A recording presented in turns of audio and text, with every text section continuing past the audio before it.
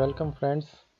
Take gear के इस video में हम देखने जा रहे हैं पाइथन में कैसे हम ग्रेटेस्ट कॉमन डिवीज़र या जिसको हम कहते हैं हाईएस्ट कॉमन फैक्टर कैसे कंप्यूट करते हैं।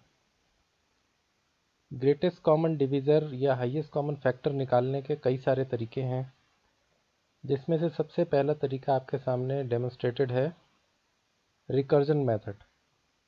रिकर्जन का मतलब होता है फंक्शन कॉलिंग इटसेल्फ, यानी कोई फंक्शन आप जीसीडी बना रहे हैं, इसी फंक्शन को इस फंक्शन के अंदर दोबारा कॉल करना कहलाता है recursion.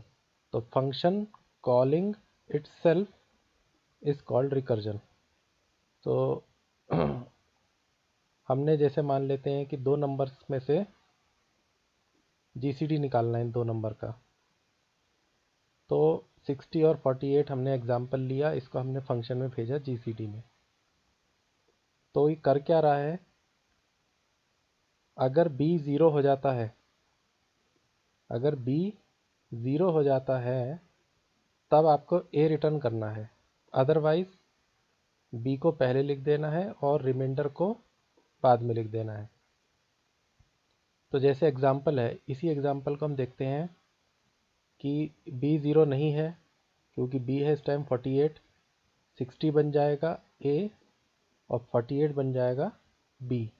b is not equal to zero, तो एल्स में जाएगा, एल्स में जाने पर 48 इधर आ जाएगा और 60% 48 यानी रिमाइंडर 12।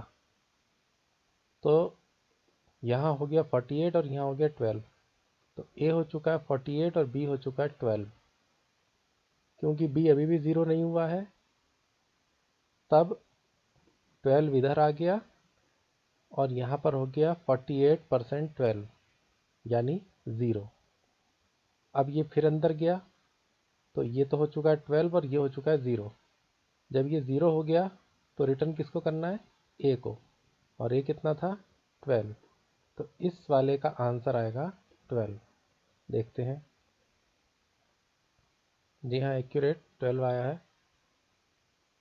तो ये है आपका recursion method to solve GCD, और मुश्किल से 4 या 5 कमांड में ही आपका पूरा जीसीडी का प्रोग्राम बन गया। दूसरा एग्जांपल हम देखते हैं। ये एग्जांपल कन्वेंशन मेथड है, बहुत ही पहले से चला आता है। इस मेथड में कुछ नहीं करना है, आपने एक लूप चलाना है 1 से लेके और जो छोटी नंबर है उस तक, 1 से लेके स्मॉलेस्ट नंबर तक का लूप चलाना है, और हर बार नंबर से x और y को डिवाइड करके चेक करना है। अगर x और y डिवाइड हो रहे हैं दोनों उस नंबर से, तो जीसीडी वही नंबर होगा। तो इसमें हमने जैसे पहले ये चेक करा कि जो हमारा पहला पैरामीटर x है, दूसरा पैरामीटर y है, इनमें से छोटा कौन है। तो यहाँ चेक करा है, if x is greater than y तो स्मॉल हो गया y, अदरवाइज स्मॉल हो गया x।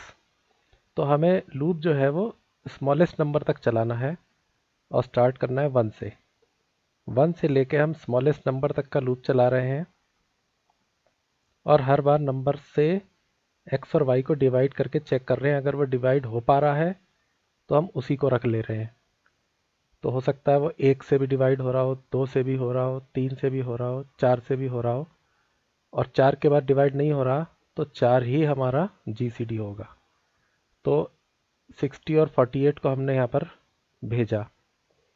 60 और 48 में 48 स्मॉलेस्ट है, तो ये लूप चलेगा 1 से लेके 48 तक, और पहली बार 1 से डिवाइड करेगा, हो जाएगा दोनों नंबर में डिवाइड, फिर 2 से करेगा, फिर हो जाएगा। इस तरीके से 12 से करेगा, 12 से भी दोनों डिवाइड हो जाएंगे, मगर 13 से डिवाइड नहीं होंगे। तो 12 इसका आंसर आएगा। ये देखिए, इसका आंसर 12 है। ये दूसरा मेथड है, मगर ये सबसे मतलब कि स्लोएस्ट मेथड है जीसीडी निकालने का, क्योंकि इसमें लूप जो है काफ़ी लॉन्गेस्ट टाइम के लिए चलेगा। तीसरा मेथड है ये, इसमें भी आप क्या कर रहे हैं, पहली नंबर x है, दूसरी नंबर y है। हम x को y में डाल दे y को x में डाल दे रहे हैं और y में डाल दे रहे हैं x और y का रिमाइंडर, जो कि पहले मेथड में किया गया था। इस मेथड में हमने क्या किया था, अगर b 0 हो जाता है तो रिटर्न a कर दे, अदरवाइज b को पहले लिखो और उन दोनों का रिमाइंडर जो है उसको बाद में लिख के सेंड कर दो फंक्शन में, रिकर्सिव फंक्शन में। वही चीज़ यहाँ यूज़ हो रही है, जब तक y 0 नहीं हो जाता, वाइल y का मतलब है जब तक y 0 नहीं हो जाता, जब तक आप ये लूप चलाते जाइए और वैल्यू को इंटरचेंज कर दीजिए, y को x में कर दीजिए और y की एक्चुअल वैल्यू को रिमाइंडर से रिप्लेस कर दीजिए। तो ये तीसरा मेथड है। और चौथा मेथड जो है वो कंटिन्यूअस सब्ट्रैक्शन मेथड है। आपने दो नंबर एंटर कराई, नंबर 1 और नंबर 2। जब तक ये दोनों नंबर एक दूसरे के बराबर नहीं हो जाते तब तक ये लूप चलेगा। अगर नंबर 1 बड़ी है नंबर 2 से तो नंबर 1 में से माइनस कर दो नंबर 2, और अगर नंबर 2 बड़ी है नंबर 1 से तो नंबर 2 में से माइनस कर दो नंबर 1। इस टास्क को बार बार रिपीट करेंगे तो हमको जो लास्ट में नंबर मिलेगी वही हमारा जीसीडी होगा। सपोज एग्जांपल मैंने यहाँ दिखाया है, नंबर 1 24 है और नंबर 2 16 है। क्योंकि यहाँ नंबर 1 बड़ी है नंबर 2 से तो नंबर 1 हो जाएगी नंबर 1 माइनस नंबर 2 यानी 8। नेक्स्ट टाइम लूप चलेगा तो नंबर 1 छोटी हो चुकी है अब नंबर 2 से, क्योंकि नंबर 1 हो गई 8 और नंबर 2 है 16। तो नंबर 2 में से नंबर 1 माइनस कर देंगे तो बना 8। अब दोनों नंबर सेम हो चुकी हैं, और जब दोनों नंबर सेम हो जाएगी तो ये लूप रुक जाएगा, क्योंकि ये लूप चलना है जब तक नंबर सेम नहीं हो रही। तो जब ये लूप रुकेगा तो जो भी वैल्यू नंबर 1 की या नंबर 2 की होगी वही जीसीडी होगा। इसको भी देखते हैं। तो नंबर 1 48, नंबर 2 20, या सपोज 40 डाल दिया तो 8 आ गया। 8 इन दोनों का हाईएस्ट कॉमन फैक्टर है। तो इस वीडियो के माध्यम से मैंने बताने की कोशिश करी है कि ग्रेटेस्ट कॉमन डिवीज़र यानी हाईएस्ट कॉमन फैक्टर पाइथन में हम किन तरीकों से निकाल सकते हैं।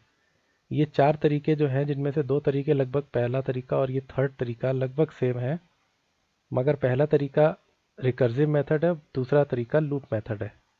और ये सबसे कन्वेंशनल, सबसे पुराना तरीका है जो ज़्यादा टाइम कंज्यूम करेगा, मगर बिगिनर्स के लिए यही समझने का सबसे आसान तरीका होता है।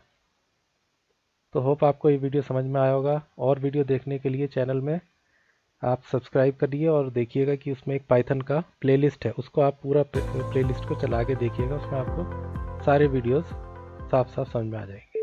थैंक्स।